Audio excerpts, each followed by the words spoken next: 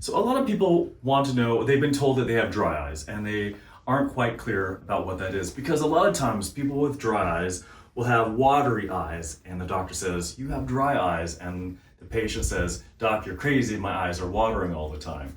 And so let me explain a little bit of what's going on. So inside the eye here is where this becomes dry.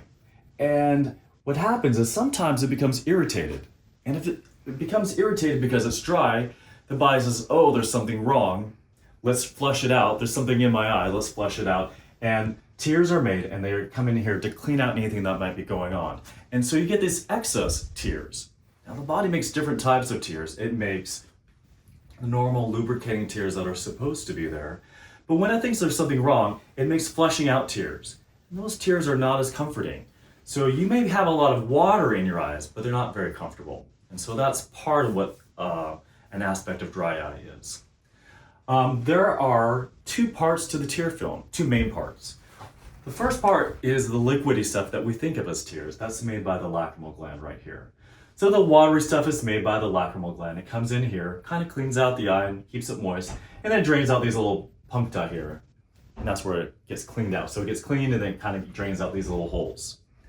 There's another part that we've learned is just as important, and that is made at the base of your eyelashes. We have these oil glands.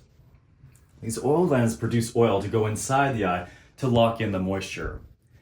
And in fact, especially as we get older, we find that's a bigger factor of dry eye. It's the fact not that we're not making enough tears, it's that we're not getting enough oil. What happens is these oil glands get clogged and they move slower and the oil just doesn't move like it used to.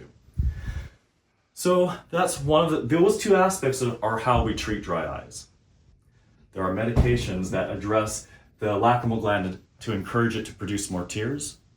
And we also have drops that increase the oil inside the eye. There are other things that we recommend. We recommend lid scrubs to keep the dead skin off of here and sort of stimulate these oil glands to move oil like it's supposed to. And artificial tears just to moisten the eye. We also have a machine called a LipiFlow.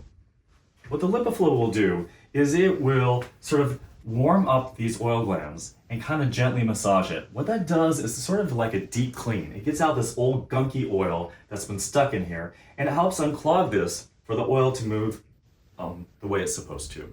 So we do have a LipiFlow machine that we can use to do a deep clean, and it helps stimulate these oil glands to move a little better and help produce the oil like it's supposed to.